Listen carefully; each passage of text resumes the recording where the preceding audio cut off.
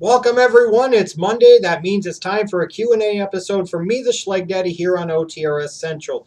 All the pertinent particulars on how to participate, have your questions submitted, and potentially be answered by me, the Schleg Daddy, in these Q&A videos every Monday, Wednesday, and Friday is all in the description box down below. A couple things of note before I begin this Q&A, though.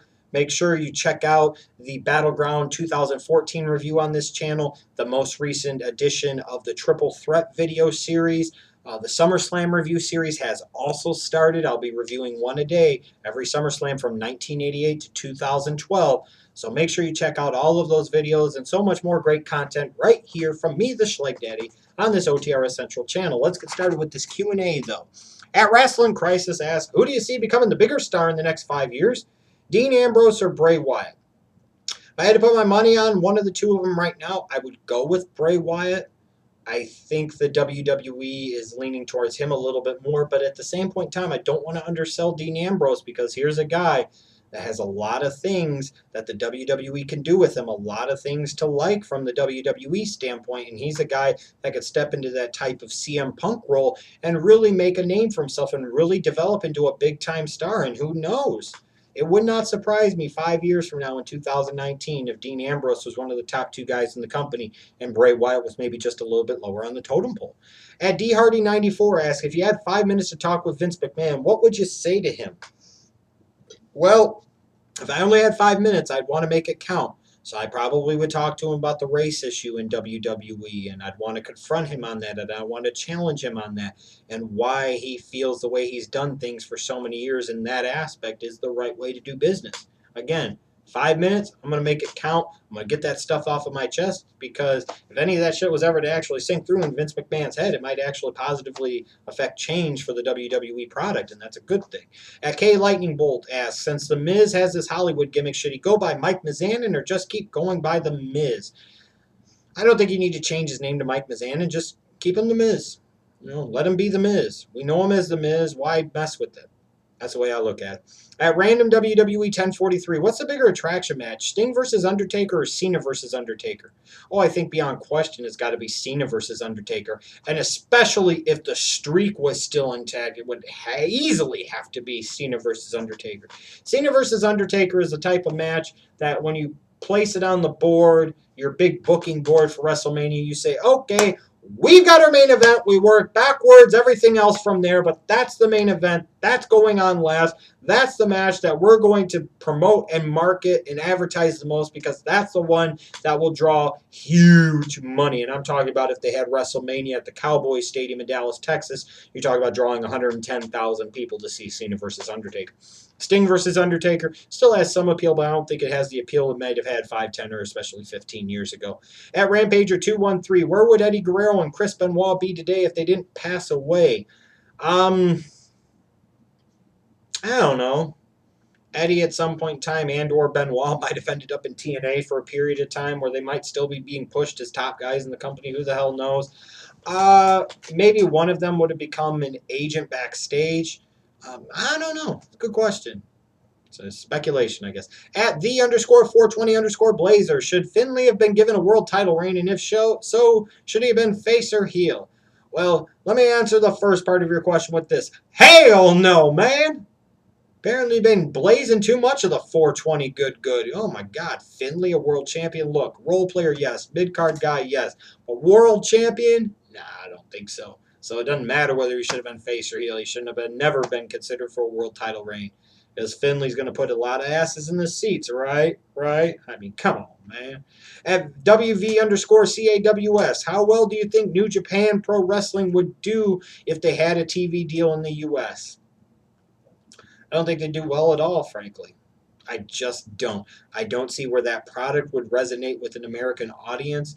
I'm not sure how they would overcome the language barriers with their product. I just don't think it would work. There's already, you could argue, a saturation of wrestling in this marketplace, and it's not going well. So another name sure as hell wouldn't go that well, I don't think. At Sean_Ickbins, favorite wrestlers' entrance music of the past and of today. Of the past, it's still got to be Hulk Hogan's I'm a Real American. And of today, I would probably say maybe Bray Wyatt, because I think his theme music matches the character so perfectly, and it really sets the tone for his entrance. So that's got to be my favorite entrance music of today. At V9X18, thoughts on euthanasia and should it be legal? Now, I'm assuming you're referencing euthanasia from a standpoint of like assisted suicide or doctor assisted suicide. And the way I look at this topic is very simply, is that if we're talking about it from that standpoint at least, um, who are we to tell somebody else how to live their life, especially if it's not harming us? Furthermore, who are we to sit there and tell people how to choose to live the last days of their life? Who are we to impose our will upon other people and say you can't do that? For especially from those people that sit there and say, well, that's something that's in God's hands. Well, if you believe in that and that's the way you view it, well, shouldn't you let that person determine their relationship with their God and figure out if that's the best course of action for them? The point in time where we in this country, I'm talking about America, specifically America, I don't care about any of these other countries, frankly, because I live in this country, so that's what matters to me. The point in time that we get out of people's bedrooms, and we get out of people's personal lives, and we stop telling people how to live their damn lives, we'll all be better off for it. So why shouldn't it be legal? I mean, what's the difference between somebody choosing to commit suicide, like a doctor-assisted suicide, and let's say they're on a cancer treatment like chemotherapy and radiation, and they say they don't want to do that anymore? Well, aren't they basically committing suicide? Aren't they basically saying, that's enough for me, knowing that that's going to lead to their death? We're going to start banning that. We're going to start outlawing that. I didn't think so. That's fucking ridiculous. And a lot of these things that this country does and the things that we do to butt into people's lives are completely ridiculous. At Graham Burley asks, I really enjoy your Mania and Rumble review series. Have you considered doing one for WCW or ECW? Maybe like a Starrcade review series. Well, first things first. On this channel, again, I just pointed it out at the beginning of this Q&A. The SummerSlam review series has begun. So SummerSlam 1988 through SummerSlam, 2012. One review a day. I'll be reviewing them all. Not doing 2013 because that review is on this channel from last year if you want to see what I thought about last year's show. Have I thought about doing them in the past? Yes. Will I at some point in the time in the future? I say it all the time. Yes. I don't know when. Don't know why or where or any of that stuff. Maybe at some point in time. If I was likely to do a series for a pay-per-view that doesn't exist anymore, it would probably either be King of the Ring or Starrcade. I'll just be honest. At UF Gator Chomp 93, which current WWE star has a better chance of achieving 10 world titles during their career, Sheamus or Daniel Bryan? Sheamus. As who even knows at this point if Daniel Bryan's ever going to come back healthy? And even if he does, who's to say the WWE ever wants to put the title back on him? At least with Sheamus, they like Sheamus. They love Sheamus. They have a hard-on for Sheamus. He's a part of the Breakfast Club, no matter what Sheamus says. And as a result, I feel like he would at least have a better chance of getting close to that mark, so henceforth he has a better chance of achieving 10 of them. At S. Douglas Lamb, what do you think the WWE does most to turn off or lose fans besides the racism, and how can they fix it? Lack of originality and creativity in their booking, inability to make top stars, being too kiddie when they don't need to necessarily be so kiddie in order to stay and maintain in the confines of their PG rating. Booking the same guys at the top, always doing the same shit with Cena. There's so many different things. If you stop doing some of those things and you did different things, you probably would stop turning off so many fans. You probably bring some new fans into the fold. At Mark Lioness Jr., with all the merch the walking billboard Cena wears, why haven't they changed his theme song to sell on iTunes? That's a tremendous question. Now, he hasn't really changed his character in about a decade, and of course he hasn't changed his theme in about a decade. So the theme is boring and the wrestler is boring. It's like the perfect marriage right there. But I do find it a bit surprising that at some point in time, the WWE hasn't tried to do something different with Cena in terms of his theme music, at least. You would think, like you said, you'd want to sell it on iTunes and make money off of that. You would think. But then again, they kept the spinner belt around for freaking years. Even when Cena wasn't the champion. So who the hell knows? It seems like with WWE, they're afraid to change anything and everything pertaining to John Cena for fear of it being bad for the business, when in fact I dispute that notion and say it would be the best thing they could do for business. And then at FTW Howviter, I think that's how you say it. I apologize if I got it wrong, maybe have an easier Twitter handle to say, brother.